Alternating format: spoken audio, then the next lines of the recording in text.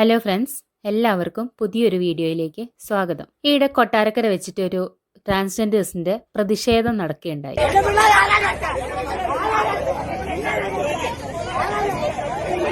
പോലീസിന്റെ അനാസ്ഥയ്ക്കെതിരെ, പോലീസിന്റെ വിവേചനത്തിനെതിരെയായിരുന്നു ആ ഒരു പ്രതിഷേധം നടന്നത്. അപ്പോൾ അതിനു വേണ്ടിയിട്ട് ട്രാൻസ്ജെൻഡേഴ്സ് എല്ലാവരും കൊട്ടാരക്കര ആ ജംഗ്ഷനിൽ വന്നിട്ട് ഒരു റോഡൊക്കെ ഉപരോധിച്ചിട്ട് ഒരു പ്രതിഷേധമാണ് നടത്തിയത്. അവര് ബാനറൊക്കെ കെട്ടി അവിടെ ഇരുന്ന് ഉറക്കനെ മുദ്രാവാക്യം വിളിച്ചു. ഇവരെ നേരിടുന്നതിന് വേണ്ടിയിട്ട് കുറേ പോലീസുകാർ വന്നു. ഈ സമരത്തെ തടയാൻ വേണ്ടിയിട്ട് കുറേ പോലീസുകാർ വന്നു. ഇപ്പൊ ട്രാൻസ്ജെൻഡേഴ്സ് എന്ന് പറഞ്ഞാൽ അറിയാം, സ്ത്രീകൾ പുരുഷവേഷം കെട്ടിയവരും പുരുഷന്മാർ സ്ത്രീവേഷം കെട്ടിയവരും ആയിരിക്കും അവര്. അപ്പൊ ഈ സ്ത്രീവേഷധാരികളായ ട്രാൻസ്ജെൻഡേഴ്സിനെ നേരിടുന്നതിന് വേണ്ടിയിട്ട് വന്നതൊക്കെ വനിതാ പോലീസുകാരികളായിരുന്നു. അവിടെ ഒരു യുദ്ധക്കളം പോലെയായിരുന്നു. ഈ ട്രാൻസ്ജെൻഡേഴ്സ് വളരെ അധികം പ്രതിഷേധിച്ചു. അവര് കായികപരമായിട്ട് തന്നെ പോലീസിനെ നേരിട്ടു. പോലീസിന്റെ കയ്യിൽ ധാരാളം ലാത്തിയൊക്കെ ഉണ്ടായിരുന്നു. അവരത് വെച്ചിട്ട് ട്രാൻസ്ജെൻഡേഴ്സിനെ അടിക്കാനൊക്കെ ശ്രമിച്ചു. ട്രാൻസ്ജെൻഡേഴ്സ് കൂട്ടം ചേർന്ന് വനിതാ പോലീസുകാരുടെ കയ്യിൽ നിന്ന് ലാത്തിയൊക്കെ പിടിച്ചു വാങ്ങി തിരിച്ച് പോലീസിനിട്ട് അടിച്ചു. എന്തൊക്കെയോ സംഭവങ്ങൾ അവിടെ നടന്നു. നമ്മൾ അതിന്റെയൊക്കെ വീഡിയോസ് കണ്ടു. നിങ്ങളും കണ്ടിട്ടുണ്ടാവുമെന്ന് വിചാരിക്കുന്നു. കണ്ടിട്ടില്ലെങ്കിൽ ഒന്ന് കാണാം.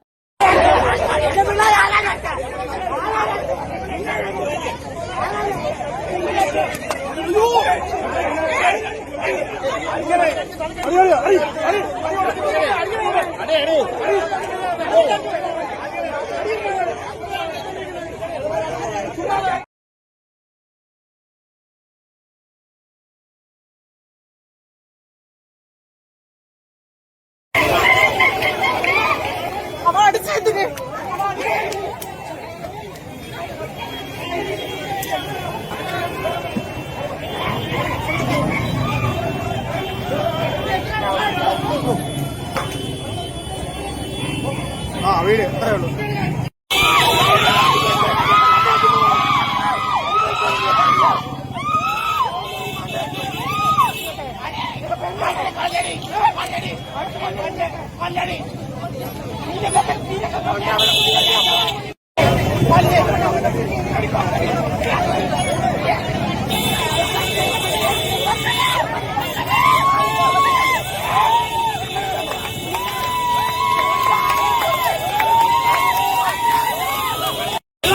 അപ്പൊ ഇതൊക്കെയാണ് അവിടെ നടന്ന കുറെ കാര്യങ്ങൾ. പോലീസുകാരികളെ ഒന്നിച്ച് ലാത്തി ഉപയോഗിച്ച് ഇവർ തന്നെ മർദ്ദിക്കുന്നത്, ട്രാൻസ്ജെൻഡേഴ്സ് മർദ്ദിക്കേണ്ടായി. പോലീസുകാരികളൊക്കെ തലയിലൊക്കെ അടി കിട്ടിയിട്ട് വളരെ വേദനയോടുകൂടെ നടക്കുന്നത് നമ്മൾ കണ്ടു. അതേപോലെ തന്നെ അവിടെ നിന്നിരുന്ന ഒരു പോലീസുകാരനെ ഒരു ട്രാൻസ്ജെൻഡർ വലിയൊരു കരിങ്കല്ലെടുത്തിട്ട് തലയ്ക്കടിക്കാനായിട്ട് വന്നു. അവർ ശരിക്കും തലയ്ക്കടിക്കണം എന്ന് വെച്ചിട്ട് തന്നെയായിരുന്നു വന്നത്. അവിടെ നിന്നിരുന്ന ഒരു പോലീസുകാരനെ അത് തട്ടിക്കളഞ്ഞത് കൊണ്ട് ഭാഗ്യത്തിന് ഈ പോലീസുകാരന് അടി കിട്ടിയില്ല. തട്ടിക്കളഞ്ഞപ്പോൾ ഈ കല്ല് അറിയാതെ ഈ ട്രാൻസ്ജെൻഡറിന്റെ തലയിൽ തന്നെ വീഴണ്ടായി. അവരവിടെ ബോധം കെട്ട് വീണു. ജസ്റ്റും തലയിൽ വീണപ്പോൾ തന്നെ അവർ ബോധം കെട്ട് വീണു. അപ്പൊ ആ കല്ല് വെച്ചിട്ട് അടിച്ചിരുന്നെങ്കിലുള്ള അവസ്ഥ നമ്മളൊന്ന് ആലോചിച്ച് നോക്കും. ഈ സ്ത്രീകളാണ് ഇവരെന്നുള്ള പരിഗണന കൊടുത്ത് ഈ ട്രാൻസ്ജെൻഡേഴ്സിനെ നേരിടാൻ വനിതാ പോലീസുകാരെ അയക്കുന്നത് എന്തൊരു കഷ്ടമാണെന്ന് ആലോചിച്ച് നോക്കും. ട്രാൻസ്ജെൻഡേഴ്സ് ആണെങ്കിലും അവർ പുരുഷന്മാരായിട്ട് ജനിച്ചതാണ്. അവർക്ക് കായികപരമായിട്ടുള്ള അവരുടെ ശക്തിയൊക്കെ പുരുഷന്മാരുടേതാണ്. നമ്മളിപ്പോൾ കായിക മത്സരങ്ങളിലൊക്കെ അറിയാല്ലേ, പുരുഷന്മാർക്കും സ്ത്രീകൾക്കും വേറെ മത്സരം തന്നെയാണ്. അത് അവർക്ക് തൊട്ടുകൂടായ്മ ഉള്ളതുകൊണ്ടൊന്നുമല്ല. അവരുടെ കായികക്ഷമതയ്ക്ക് നല്ല വ്യത്യാസം ഉണ്ട് എന്നുള്ളത് കൊണ്ടാണ് അങ്ങനെ മത്സരങ്ങൾ നടത്തുന്നത്.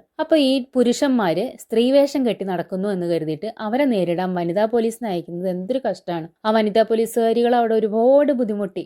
അവരുടെ ശക്തിക്ക് മുന്നിലൊന്നും ഇവരെ പിടിച്ചു നിർത്താൻ പറ്റില്ലായിരുന്നു. അതുകൊണ്ട് തന്നെ ട്രാൻസ്ജെൻഡേഴ്സ് വനിതാ പോലീസുകാർ ഒരുപാട് ഉപദ്രവിച്ചു. ഇവരൊക്കെ ഈ ജോലി, സ്വന്തം കുടുംബം പുലർത്താൻ വേണ്ടി ജോലി ചെയ്യാൻ വേണ്ടി വരുന്നവരാണ് ഈ പോലീസുകാരികൾ എന്ന് പറയുന്നത്. അവര് ഇത്തരം സമരങ്ങളിലൊക്കെ പോയി പെടുമ്പോൾ തന്നെ സ്ത്രീകളാണെങ്കിൽ സ്ത്രീകളെ തന്നെ പിടിക്കണം, അതാണ് സ്ത്രീകളെ തന്നെ പ്രതിരോധിക്കാൻ വേണ്ടി സ്ത്രീ പോലീസുകാരെ കൊണ്ടുപോകണം എന്നുള്ള നിയമമാണ്, സമ്മതിക്കാം.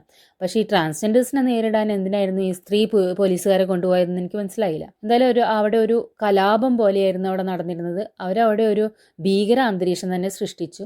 ഒരു വലരി അടിച്ചു. SIനൊക്കെ എന്തോ സോഡാ കുപ്പി വെച്ചിട്ട് അടിച്ചിട്ട് SI തല പൊട്ടി ഹോസ്പിറ്റലിലൊക്കെ ആയിരുന്നു തോന്നുന്നു. റോട്ടിൽ കൂടെ പോയിരുന്ന എല്ലാ ആളുകളെയും അവര് ഉപദ്രവിക്കും, തെറി വിളിക്കും ഒക്കെ ചെയ്തു.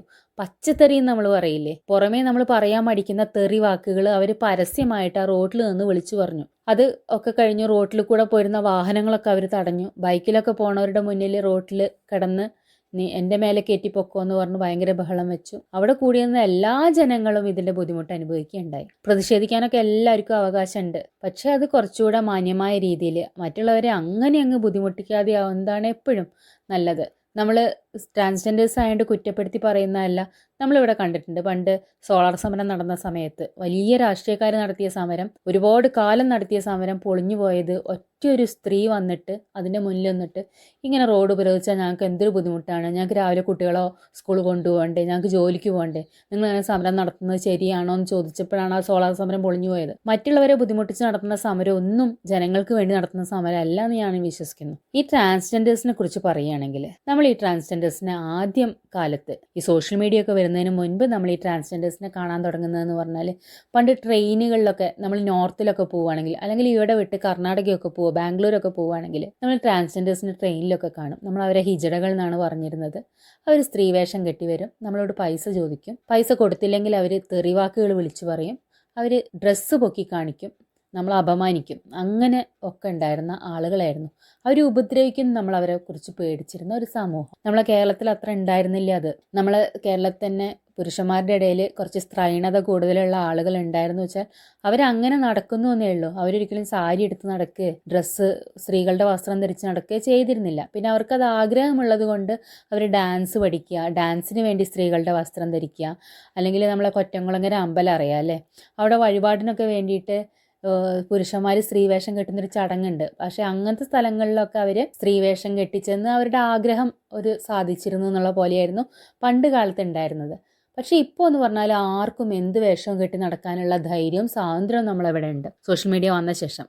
അതിന് മുൻപ് തന്നെ ഏഷ്യാനെറ്റിൻ്റെ കോമഡി സ്റ്റാർ എന്ന് പറഞ്ഞൊരു പ്രോഗ്രാം ഉണ്ടായിരുന്നു. അപ്പോൾ അതിലൊക്കെ സ്ത്രീവേഷം കെട്ടിയിരുന്നത് പുരുഷന്മാരായിരുന്നു. അതിലൂടെ പതുക്കെ പതുക്കെ ഈ ട്രാൻസ് വിഭാഗത്തേക്ക് വന്ന ഒരുപാട് പേരുണ്ടായിരുന്നു. അവരാദ്യം ആ പ്രോഗ്രാമിൽ സ്ത്രീവേഷം കെട്ടി, പിന്നെ അവരത് സ്ഥിരമാക്കാൻ തുടങ്ങി. പുറത്തൊക്കെ പോകുമ്പോൾ ആ വേഷം കെട്ടി, പിന്നീട് അവർ ട്രാൻസ് ആയിട്ട് മാറി. അങ്ങനെ ട്രാൻസ് കമ്മ്യൂണിറ്റി എന്ന് പറയുന്നൊരു സംഭവം തന്നെ ഈ നാട്ടിൽ. ഇപ്പം നമ്മൾ പുരുഷന്മാർ സ്ത്രീകൾ എന്ന് പറയുന്നൊരു കമ്മ്യൂണിറ്റി പോലെ ട്രാൻസ് കമ്മ്യൂണിറ്റി എന്ന് പറഞ്ഞിട്ട് വലിയൊരു വിഭാഗം ഇപ്പോൾ ഇവിടെ ഉണ്ട്. അവരെ കുറ്റപ്പെടുത്തി പറയാനൊന്നുമല്ല ഞാൻ ഈ വീഡിയോ ചെയ്തത്. അത് കഴിഞ്ഞു അവർ ഒരു പതുക്കെ പതുക്കെ പൊതുസമൂഹത്തേക്ക് വന്നു തുടങ്ങി. അവർ നല്ല നിലയിൽ പഠിച്ച ആളുകളുണ്ടായിരുന്നു, അവർ നല്ല ജോലികൾ ചെയ്തു. ആദ്യമായി LLBക്ക് പോയ ട്രാൻസ്ജെൻഡർ, അങ്ങനെ ഒരുപാട് ന്യൂസുകൾ നമ്മൾ കണ്ടു. അവർ നല്ല നിലയിൽ മാന്യമായിട്ട് ജോലി ചെയ്ത് ജീവിക്കാൻ തുടങ്ങി. ചിലരൊക്കെ ഫുഡ് പ്രൊഡക്ട്സ് ഉണ്ടാക്കി വിറ്റു. അതേപോലെ ചിലരൊക്കെ യൂട്യൂബ് ചാനൽ തുടങ്ങുന്നു. അവരിൽ പലരും അറിയപ്പെടുന്ന മേക്കപ്പ് ആർട്ടിസ്റ്റുകളായിട്ട് മാറി. നമ്മൾ അറിയുന്ന രഞ്ജു രഞ്ജിമാർ, അതേപോലെ സീമ വിനീത്, അതേപോലെ സൂര്യ ഇഷാൻ, അങ്ങനെ ഒരുപാട് പേര്, ജാൻമണി, അങ്ങനെ ഒരുപാട് പേര് മേക്കപ്പ് ആർട്ടിസ്റ്റൊക്കെ ആയിട്ട് നല്ല പേരെടുത്തു. അവർ നല്ല സെലിബ്രിറ്റി മേക്കപ്പ് ആർട്ടിസ്റ്റുകൾ, സിനിമാ താരങ്ങളുടെ മേക്കപ്പ് ആർട്ടിസ്റ്റുകളായിട്ട്, വലിയ വലിയ കല്യാണങ്ങളിലെ ബ്രൈഡൽ മേക്കപ്പ് ആർട്ടിസ്റ്റുകളായിട്ട് ഒക്കെ ഒരുപാട് പേരെടുത്ത് നല്ല നിലയിലെത്തിയ ആളുകളുണ്ട്. നമ്മളെ ഇതിനു മുൻപ് ഇതേപോലെ വാർത്തകളിൽ നിറഞ്ഞൊരു സമയം ഉണ്ടായിരുന്നു. അനന്യ എന്ന് പറയുന്ന ഒരു ട്രാൻസ്ജെൻഡർ ആത്മഹത്യ ചെയ്യണ്ടായി. അവർ പുരുഷനായിരുന്നു. സ്ത്രീ ആവാനുള്ള ആഗ്രഹത്തിൽ അവരൊരു സർജറിക്ക് വിധേയയായി. ആ സർജറി വളരെ ഒരു പിഴവ് സംഭവിച്ച സർജറി ആയിരുന്നു.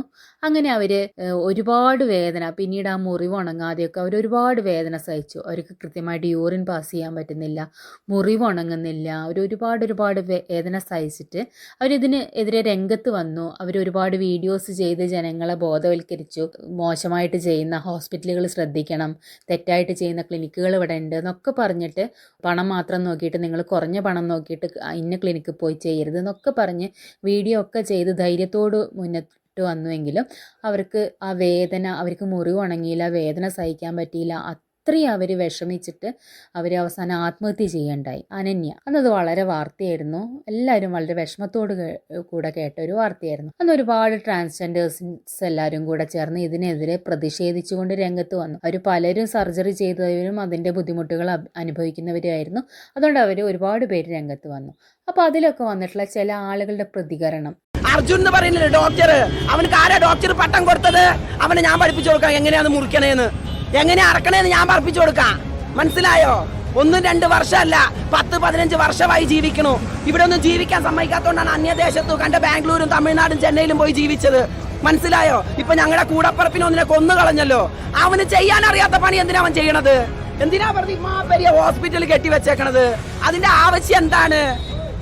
ஒத்தாவன மட்டும் எங்க கையில கச்ச அவ கதைய முச்சு கட்டிடுவேன். நாங்க பொட்டேங்க, நாங்க ஆம்பளைங்க கிடையாது. சுண்ணி மேல நாங்க புடவை கட்டல.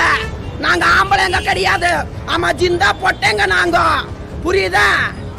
മനസ്സിലായ പറഞ്ഞെന്താണെന്ന്? ഞങ്ങൾ ആണുങ്ങളല്ല, ഞങ്ങള് വേഷം കെട്ടണതല്ല. ഈ നാട്ടുകാർക്കൊക്കെ ഞങ്ങള് വേഷം കെട്ടികളാന്നായിരിക്കും ചിന്ത. हमें सच्ची जुड़ो, तुम्हें हजार आके हजार बात करते हो कभी, हमें अकेली जवाब दे दो. हमें सच्चाई जुड़ो. हमको कोई भी मोसा कर दे, उन सब लोग को सर्वनाश है. सर्वनाश सर्वनाश. अर्जुन गांडू को सर्वनाश. उनका घर में मैयत उठाऊं.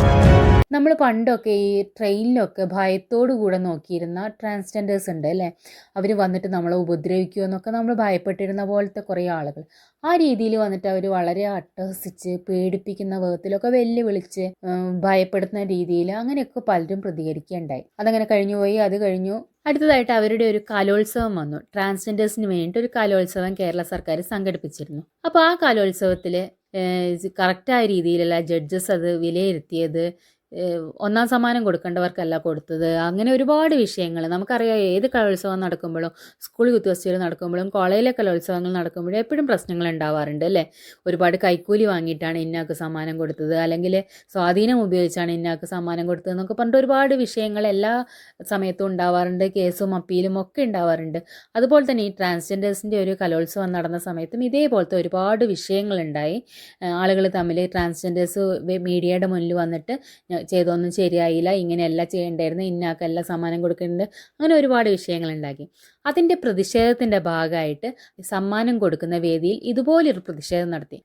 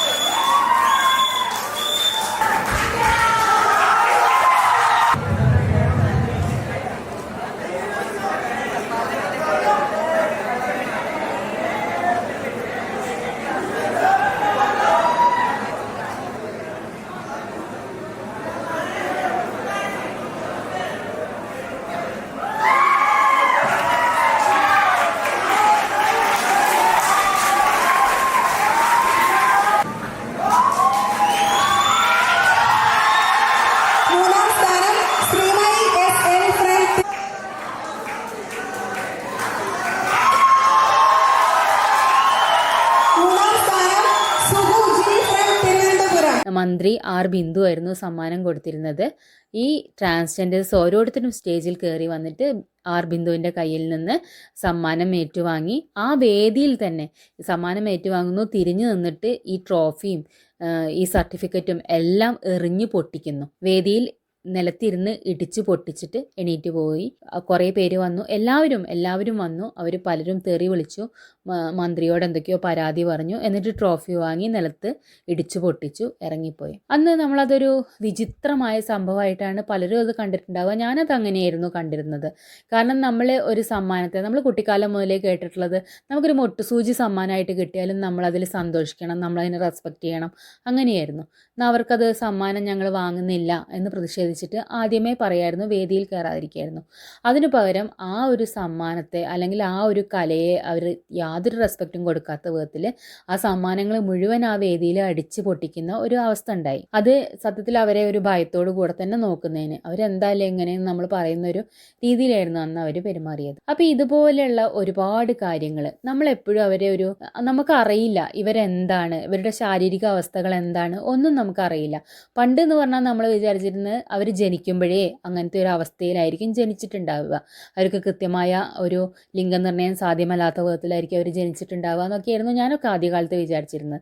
പിന്നീട് എനിക്ക് മനസ്സിലായി അവർ അങ്ങനെയല്ല, അവർ മാനസികമായിട്ട് അവരാണാണെങ്കിലും പെണ്ണാണ് എന്ന് വിചാരിക്കുന്നു, അല്ലെങ്കിൽ പെണ്ണാണെങ്കിലും ആണാണ് എന്ന് അവർ വിചാരിക്കുന്നത് കൊണ്ട് അവർ സർജറിയൊക്കെ ചെയ്തിട്ട് മാറുന്നു. പണ്ടെന്ന് പറഞ്ഞാൽ ഇങ്ങനത്തെ സർജറികളൊന്നും കോമൺ ആയിരുന്നില്ല. ഇങ്ങനത്തെ കുറേ കമ്മ്യൂണിറ്റികൾ ജീവിക്കുന്ന സ്ഥലങ്ങൾ തമിഴ്നാട്ടിലും അതേപോലെ കർണാടകയിലും ഒക്കെ ഉണ്ടായിരുന്നു. അപ്പോൾ അവിടെ വെച്ചിട്ട് അവർ പ്രാകൃതമായ രീതിയിൽ പല സർജറികളും ചെയ്തിരുന്നു. എന്ന് വെച്ചാൽ സാധാരണ പോലെ കത്തി വെച്ചിട്ട് മുറിച്ച് കളയുന്ന വിധത്തിലുള്ള സർജറികൾ അന്ന് ചെയ്തിരുന്നു എന്ന് പിന്നീട് നമ്മൾ പല സിനിമകളും ഒക്കെ കാണുമ്പോൾ മനസ്സിലായിട്ടുണ്ട്. തമിഴ്നാട്ടിൽ വില്ലുപുരം എന്ന് പറഞ്ഞൊരു സ്ഥലമുണ്ട്. അവിടെ ഫുള്ള് ഇങ്ങനത്തെ ആളുകളാണ്, ഇങ്ങനത്തെ കമ്മ്യൂണിറ്റിയിൽപ്പെട്ട ആളുകളാണ് നിറയെ ജീവിക്കുന്നത്. നമ്മുടെ ദിലീപിൻ്റെ സൂത്രധാരൻ എന്നൊക്കെ പറഞ്ഞ സിനിമ അവിടെയാണ് ഷൂട്ട് ചെയ്തതെന്നാണ് എനിക്ക് തോന്നുന്നത്. അപ്പോൾ അങ്ങനത്തെ ആളുകളൊക്കെ അങ്ങനെയൊക്കെയായിരുന്നു ഈ ട്രാൻസ്ജെൻഡേഴ്സ് എന്നായിരുന്നു അന്ന് നമ്മളൊക്കെ വിചാരിച്ച് വെച്ചിരുന്നത്. പിന്നീട് ഈ ട്രാൻസ്ജെൻഡേഴ്സ് ഇവിടേക്ക് കോമൺ ആയിട്ട് തുടങ്ങിയ ശേഷം ഇവരിൽ പല വിഭാഗങ്ങളുണ്ട് എന്നൊക്കെ നമ്മൾ മനസ്സിലാക്കി. എന്ന് വെച്ചാൽ ആണാണെങ്കിലും പെണ്ണായിട്ട് മനസ്സുകൊണ്ട് വിചാരിക്കുന്ന, അങ്ങനെ ജീവിക്കാൻ താല്പര്യപ്പെടുന്ന ആളുകളുണ്ട്. പെണ്ണാണെങ്കിലും ആണായിട്ട് ജീവിക്കാൻ താല്പര്യപ്പെടുന്ന ആളുകളുണ്ട്.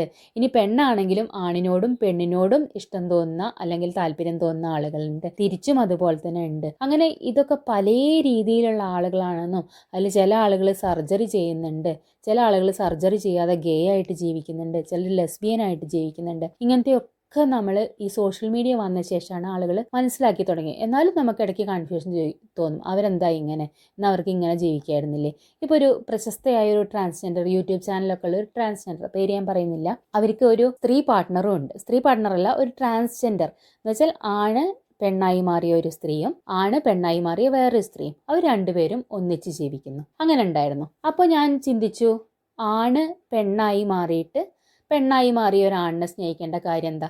ആണിന് പെണ്ണെ സ്നേഹിക്കാൻ പറ്റിച്ച അതിന് പെണ്ണായി മാറാതെ തന്നെ ആണിന് പെണ്ണെ സ്നേഹിക്കാനില്ലേ? പറയുന്നത് കൺഫ്യൂഷൻ ആണെങ്കിലും നിങ്ങൾക്ക് അവരുടെ സ്റ്റോറി കേൾക്കുമ്പോൾ മനസ്സിലാവും. അങ്ങനെ വിചാരിച്ചിരുന്നു. എന്നിട്ട് പിന്നീട് അവർ പിരിയുകയും അതിലൊരു ട്രാൻസ്ജെൻഡർ വേറൊരു ആണുമായിട്ട് റിലേഷനിലാവുകയും ചെയ്തു. അപ്പോൾ അവർക്ക് ആണുമായിട്ട് റിലേഷൻ ആവാനുള്ള കഴിവുണ്ട്. ആണ് പെണ്ണായിട്ട് മാറിയ അവർക്ക് പെണ്ണായിട്ടും റിലേഷനിലാവാനുള്ള കഴിവുണ്ട്. അതൊക്കെ നമുക്ക് ആകെ കൺഫ്യൂഷൻ ഉണ്ടാക്കുന്ന സംഭവങ്ങളാണ്. ഇതേപോലെ തന്നെ നമ്മളെ ഇപ്പോൾ സോഷ്യൽ മീഡിയയിൽ വളരെ ഫേമസ് ആയിട്ടുള്ള 2 പേര് ഞാൻ പറയുന്നില്ല, കാരണം അവർ നമ്മളെ എങ്ങനെ ഒരു തേജോവധം ചെയ്യുമെന്ന് പറയാൻ പറ്റില്ല. അങ്ങനത്തെ 2 പേര്. അതിൽ ഈ വ്യക്തിക്ക്, ഈ ആണ് പെണ്ണായി മാറിയ വ്യക്തി പിന്നെ ഒരു ആണും അവരൊന്നിച്ച് താമസിക്കുകയായിരുന്നു. അപ്പോൾ ഈ ആണ് പെണ്ണായിട്ട് മാറിയ വ്യക്തി നേരത്തെ കല്യാണം കഴിച്ചിട്ടുണ്ട്. പിന്നീട് ഭാര്യയെ ഉപേക്ഷിച്ചു. ആ ബന്ധം ഇയാൾക്ക് കൊണ്ടുപോകാൻ പറ്റില്ല തോന്നിയപ്പോൾ ഉപേക്ഷിച്ചിട്ട് ഈ ആണുമായിട്ട് ഒന്നിച്ച് താമസിക്കുകയായിരുന്നു.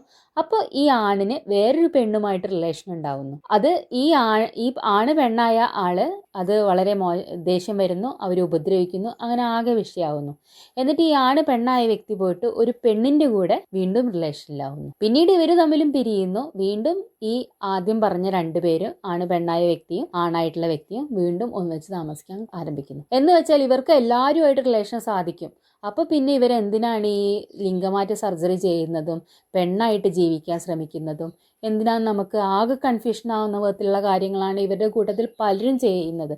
ചിലപ്പോൾ നമുക്ക് തോന്നും ഇവർക്ക് എന്തോ വൈകൃതം ഉള്ളത് കൊണ്ട് ഇവർ ഇതൊരു വിളവാക്കിയിട്ട് ഇത് ട്രാൻസ്ജെൻഡേഴ്സ് ആണ് എന്നുള്ള കമ്മ്യൂണിറ്റിയിലേക്ക് വന്നിട്ട് അവർ ആ വൈകൃതത്തെ ഒരു സാധാരണ സംഭവമായിട്ട് കാണിച്ച് സമൂഹത്തിൽ ജീവിക്കുകയാണോ എന്നൊക്കെ നമുക്ക് ഭയം തോന്നും. അതിൽ നമ്മളെ കുറ്റപ്പെടുത്താൻ ഒരു കാര്യമില്ല. ഇപ്പോൾ ഈ നമ്മളൊരു പ്രശസ്തയായ ട്രാൻസ്ജെൻഡർ സീമ വിനീത്, എല്ലാവർക്കും അറിയുന്നുണ്ടായിരിക്കും. സീമ വിനീത് നല്ല അധ്വാനിച്ച് കഷ്ടപ്പെട്ട് നല്ല രീതിയിൽ ജീവിക്കുന്ന ഒരു ട്രാൻസ്ജെൻഡറാണ്. അവർ വിവാഹിതയാവാൻ തീരുമാനിച്ചു. അവരൊരു പുരുഷനെ തന്നെയാണ് വിവാഹം കഴിക്കാൻ തീരുമാനിച്ചത്. ആ വ്യക്തിയായിട്ട് ഇടയ്ക്കിടയ്ക്ക് അവർ ബ്രേക്കപ്പ് ആയി എന്ന് പറഞ്ഞിട്ട് പോസ്റ്റുകൾ ഇടും. ഞങ്ങൾ തമ്മിൽ അങ്ങനെ പ്രശ്നമാണ്, ഇനി ഞങ്ങൾ ഒന്നിച്ചുണ്ടാവില്ല എന്ന് പറഞ്ഞ് പോസ്റ്റ് ഇടും. കുറച്ച് ദിവസം കഴിയുമ്പോൾ വീണ്ടും ഒരു കോംപ്രമൈസ് ആയിട്ട് വീണ്ടും വിവാഹമാണെന്ന് പറഞ്ഞ് പോസ്റ്റ് ഇടും.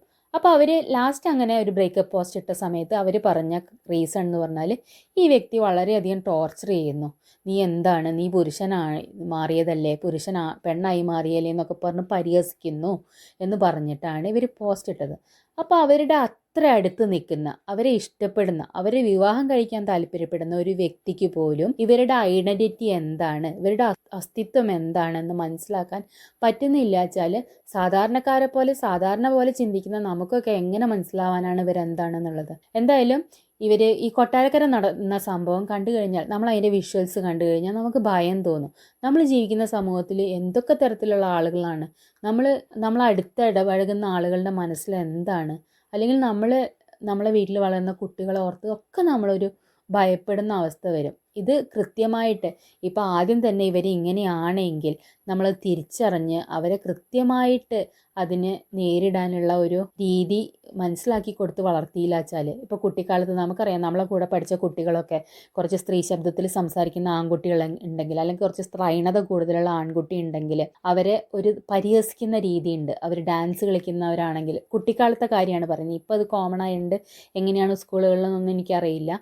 അന്ന് ഒരു പരിഹസിക്കുന്ന രീതിയായിരുന്നു ഉണ്ടായിരുന്നത്. അങ്ങനെ വളരുന്ന കുട്ടികൾ വീട്ടിലാണെങ്കിലും സമൂഹത്തിലാണെങ്കിലും ഒക്കെ ഒരുപാട് അവഗണനയും പരിഹാസവും സഹിച്ച് വളരുന്ന കുട്ടികളായിരിക്കും. അവർക്ക് ഒരുപാട് മാനസികമായിട്ടുള്ള പ്രയാസങ്ങൾ, ഫ്രസ്ട്രേഷൻ, ഡിപ്രഷൻ പ്രശ്നങ്ങളും ഒക്കെ ഉണ്ടായിരിക്കും. അവർ പിന്നെ സമൂഹത്തിൽ മറ്റുള്ളവരോട് വലുതായി കഴിഞ്ഞ് ഇടപഴകുമ്പോൾ ആ ഒരു ഫ്രസ്ട്രേഷൻ മുഴുവൻ കാണിക്കുന്ന രീതിയിലാണ് പലപ്പോഴും അവരുടെ പെരുമാറ്റം എന്ന് നമുക്ക് ഇവിടുത്തെ പല ട്രാൻസ്ജെൻഡേഴ്സിൻ്റെയും പെരുമാറ്റം കാണുമ്പോൾ തോന്നിപ്പോകുന്നതിന് നമ്മളെ കുറ്റപ്പെടുത്താൻ പറ്റുമോ? അപ്പോൾ അതുപോലെ തന്നെയായിരുന്നു ഇപ്പോൾ ഈ കൊട്ടാരക്കര നടന്ന സംഭവം. ഒരു വലിയ ഒരു കലാപം നടക്കുന്ന പ്രതീതി. നമ്മൾ വിചിത്രമായിട്ട് നോക്കുന്ന ആളുകളാണ്, നമ്മൾ എന്തായാലും അവർ കോമൺ ആണ്, അവർ മനുഷ്യരല്ലേ എന്നൊക്കെ പറഞ്ഞാലും സാധാരണക്കാരായ ജനങ്ങൾ ഒരു അത്ഭുതത്തോട് കൂടി നോക്കുന്ന വ്യക്തിത്വങ്ങളാണ് ഇവരെന്നുള്ളത്. അപ്പോൾ അവരങ്ങനെ ഒരു വലിയൊരു ഡ്രാമ പോലെ അവിടെ ക്രിയേറ്റ് ചെയ്ത് കണ്ടപ്പോൾ നമുക്കൊരു ഒരു ഭയമാണ് തോന്നിയത്. അപ്പോൾ ഇത്ര കഷ്ടപ്പെട്ട് സമൂഹത്തിനെ മുന്നോട്ട് വന്നിട്ടുള്ളൊരു സമൂഹമാണ് അവരെ നമ്മളൊരു നല്ല സൗഹൃദത്തോടെയും സ്നേഹത്തോടെയും കാണാൻ ശ്രമിക്കുമ്പോൾ അവരും കൂടെ ആ രീതിയിലൊന്ന് പെരുമാറുകയാണെങ്കിൽ അവർക്ക് ഭാവിയിൽ ഇവിടെ നല്ല രീതിയിൽ ജീവിക്കാനുള്ള സൗകര്യങ്ങൾ ഉണ്ടാവും എന്നുള്ളത് ഉറപ്പാണ്. എല്ലാ ആളുകളും അവരെ സപ്പോർട്ട് ചെയ്ത് പഴയ പോലെ നമ്മൾ അവരെ പരിഹസിക്കാനോ അങ്ങനെയൊന്നും പോകുന്നില്ല, കഴിയണതും പോകുന്നില്ല. ആരും സോഷ്യൽ മീഡിയയിലൊക്കെ പരിഹാസം എന്ന് പറഞ്ഞാൽ അതെല്ലാവരെയും പരിഹസിക്കുന്നുണ്ട്, സ്ത്രീകളെയും പുരുഷന്മാരെയും ആരെയും. ഇപ്പോൾ ഇവിടെ നല്ലത് പറയുന്ന ആൾ അപ്പുറത്ത് പോയിട്ട് മോശം പറയുക, അത് മനുഷ്യൻ്റെ വൈകല്യം, മാനസിക വൈകല്യമാണ്. അത് കണക്കാക്കേണ്ട കാര്യമില്ല. അല്ലാതെ ഒരു സമൂഹം ഈ ട്രാൻസ്ജെൻഡേഴ്സിനെ വളരെ നല്ല രീതിയിൽ മുന്നോട്ട് കൊണ്ടുവരണം എന്ന് ആഗ്രഹിക്കുന്നൊരു സമൂഹം ഇവിടെ ഉണ്ട്. അവരെ കൂടി ഡിപ്രഷനിലാക്കുന്ന വിധത്തിലുള്ള പെരുമാറ്റങ്ങൾ കഴിയണതും നിങ്ങളുടെ ഭാഗത്ത് ഉണ്ടാവാതിരിക്കുകയാണെങ്കിൽ അത് വളരെ നല്ല കാര്യമായിരിക്കും എന്നാണ് എനിക്ക് തോന്നുന്നത്. എല്ലാവർക്കും നന്ദി.